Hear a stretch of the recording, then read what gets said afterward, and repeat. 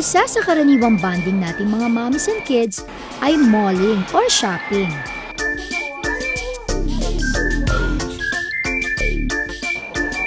Kadalasan, isinasama rin natin sila sa pagbili ng damit upang makasiguro sa kanilang sukat. Nakakagulat. At a very young age, marunong na silang pumili ng kanilang susuotin. Pero makabubuting malaman natin kung saan tayo pupunta, lalo na't iba't ibang age ng ating mga anak. Our store caters from 18 months to 16 years old, boys and girls. Nagva-vary yung mga merchandise namin for kids. We have tops, bottoms, casual wear. Meron din kami mga formal attires, occasion wear, party dresses. Kumbaga, one-stop shop siya. We also have shoes. We also have toys, everything for the kids.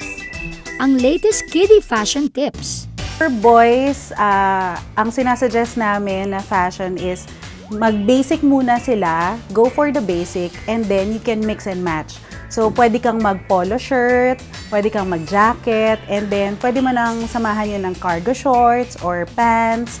And then for the shoes, very active kasi ang boys, so preferably talagang sa mga boys, mga sandals at saka mga rubber shoes. Sa mga girls natin is very fashion forward na kahit mga bata. Mas maganda pa rin na may participation yung mga parents para at least naman medyo age appropriate pa rin yung mga clothes na susuotin nila, hindi yung masyadong mature. For toddlers naman, pwede tayong mag-stick dun sa rule ng blue for boys. Pwede rin tayo mamili ng mga green, orange, yellow, which is pwede sa boys and girls.